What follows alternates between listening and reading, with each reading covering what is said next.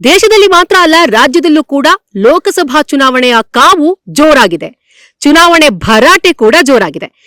ಶ್ರೇಯಸ್ ಮೀಡಿಯಾದಿಂದ ನಾವು ಲೋಕಸಭಾ ಚುನಾವಣಾ ಪೂರ್ವ ಸಮೀಕ್ಷೆಯನ್ನ ನಡೆಸ್ತಾ ಇದ್ದೀವಿ. ದೇಶದಲ್ಲಿ ಯಾವ ಸರ್ಕಾರ ಬರಬೇಕು, ಇವೆಲ್ಲವನ್ನೂ ಕೂಡ ನಾವು ಶ್ರೇಯಸ್ ಮೀಡಿಯಾದಲ್ಲಿ ಲೋಕಸಭಾ ಚುನಾವಣಾ ಪೂರ್ವ ಗ್ರೌಂಡ್ ರಿಪೋರ್ಟ್ ಅನ್ನ ಮಾಡ್ತಾ ಇದ್ದೀವಿ. ಇವತ್ತು ನಾವು ಬೀದರ್ನ ಲೋಕಸಭಾ ಕ್ಷೇತ್ರದಲ್ಲಿದ್ದೀವಿ.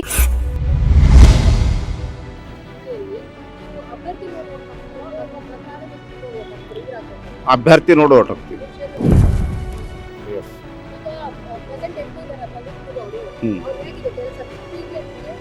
ಅವ್ರ ಬಗ್ಗೆ ತೃಪ್ತಿ ಇಲ್ಲ. ಅದು ಕೇವಲ ಮೋದಿ ಹೆಸರಿನ ಮೇಲೆ ಅವ್ರಿಗೆ ಓಟ್ ತಗೊಂಡ್ರೆ ಇದ್ರೆ ಓಟ್ ತಗೊಂಡು ಅವ್ರ ಕೈಗೆ ಯಾರ್ದು ಸಿಗಲ್ಲ, ಯಾರ್ದು ಕೆಲಸ ಆಗಲ್ಲ. ಹಿಂಗಾಗಿ ತೃಪ್ತಿ ಇಲ್ಲ ಅವ್ರ ಬಗ್ಗೆ. ಇದೆ, ಸಮಸ್ಯೆಗಳಿವೆ. ನಾವು ಭಾರತ ದೇಶ ಅಸ್ತಿತ್ವಕ್ಕೆ ಬಂದ ಮೇಲೆ ಮೊಟ್ಟ ಮೊದಲನೇ ಸಾರಿ ನಮ್ಮ ಕ್ಷೇತ್ರಕ್ಕೆ ಒಂದು ಮಂತ್ರಿ ಸ್ಥಾನ ಸಿಕ್ಕಿತ್ತು. ಅದ್ರದ್ದು ಸದುಪಯೋಗ ಆಗ್ತದೆ ಅಂತಕೊಂಡು ನಾವೆಲ್ಲ ಭಾವಿಸಿದ್ದೀವಿ. ಏನೇನೋ ಆಗ್ಬೋದು ಅಂತಕೊಂಡು ಒಂದು ಕಲ್ಪನೆ ಇತ್ತು. ನಮ್ಮ ಕಲ್ಪನೆಗಳು ಯಾವ ಸಾಕಾರ ಆಗಲಿಲ್ಲ. ಹಿಂಗಾಗಿ ನಮ್ಮ ಎಂ ಪಿ ಅವ್ರ ಬಗ್ಗೆ ನಮ್ಗೆ ಅಸಮಾಧಾನ ಇದೆ. ಹಿಂಗಾಗಿ ನಾನು ಮೊದಲು ಎಂ ಪಿಗೆ ಹಾಕ್ಬೇಕು. ನನ್ನ ಎಂ ಪಿ ಯಾರಿಗೆ ಹಾಕ್ತಾನೋ ಗೊತ್ತಿಲ್ಲ. ಅದಕ್ಕೋಸ್ಕರ ಇದ್ರೆ ಎಂ ಪಿ ಮೊದಲು ಇಲ್ಲಿನ ಸ್ಥಳೀಯ ಮುಖಂಡರು ಯಾರು ಮೊದಲು ಆಯ್ಕೆ ಆಗ್ತಾರ ಅದು ಪ್ರಮುಖ ಆಗ್ತದೆ. ನಾವು ಮೋದಿ ಅಂದ್ರೆ ಮೋದಿಗೆ ನಾನಂದ್ರೆ ಮೋದಿ ಹೆಸರಿನ ಮೇಲೆ ಭಜನೆ ಮಾಡಿದ್ರೆ ಮೋದಿಗೆ ನೇರವಾಗಿ ಓಟ್ ಹಾಕೋ ಅಧಿಕಾರ ನನಗಿಲ್ಲ. ಸಾಕಷ್ಟು ಆಗ್ಬೇಕು. ಬೀದರ್ಕ್ ಏನೂ ಆಗೇ ಇಲ್ಲ. ನಾನು ಹೇಳ್ತಾ ಇದ್ದೀನಿ, ನಮ್ಮ ಏನೂ ಆಗೇ ಇಲ್ಲ ಬೀದರ್ ಇದು ಅದು ಅಂಡರ್ ಡೆವಲಪ್ಮೆಂಟ್, ಇದು ಅತಿ ಹಿಂದುಳಿದ ಜಿಲ್ಲೆಗಳಲ್ಲಿ ಒಂದಿದೆ. ಯಾವುದಾದ್ರೂ ಕೇಂದ್ರ ಸರ್ಕಾರದ ನೇರ ಅನುದಾನ ಇಲ್ಲಿ ಬರ್ತದೆ ಅಂತ ತಿಳ್ಕೊಂಡಂತಂದ್ರೆ ರಾಜೀವ್ ಗಾಂಧಿ ಪ್ರೈಮ್ ಮಿನಿಸ್ಟರ್ ಇದ್ದಿನಾಗ ಅತಿ ಹಿಂದುಳಿದ ಜಿಲ್ಲೆಗಳು ಪಟ್ಟಿ ಮಾಡಿದ್ರು ಅವರು. ಆ ಸಂದರ್ಭದಲ್ಲಿ ಕರ್ನಾಟಕ ರಾಜ್ಯದಲ್ಲಿ 8 ಜಿಲ್ಲೆಗಳಿಗೆ ಮಾಡಿದ್ರು. ಆ 8 ಜಿಲ್ಲೆಗಳಲ್ಲಿ ಬೀದರ್ ಒಂದಿದೆ.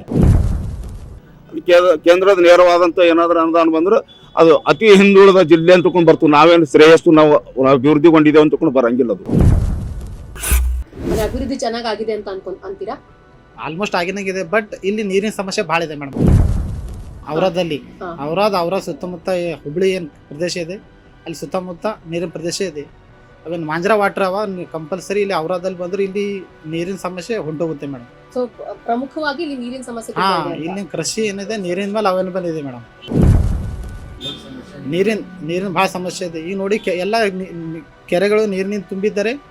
ಇಲ್ಲಿ ನೀರಿನ ಸಮಸ್ಯೆ ಹೊಂಟೋಗುತ್ತೆ ಮೇಡಮ್. ಓಕೆ, ಕಳೆದ 10 ವರ್ಷದಲ್ಲಿ ಇವಾಗ ಪ್ರಧಾನಿ ಮೋದಿ ಅವರು ಬಂದಾಗಿಂದನೂ ಅಭಿವೃದ್ಧಿ ಆಗಿದೆ ಅಂತ ಅನ್ಸುತ್ತಾ ದೇಶ ಅಥವಾ ಕ್ಷೇತ್ರ?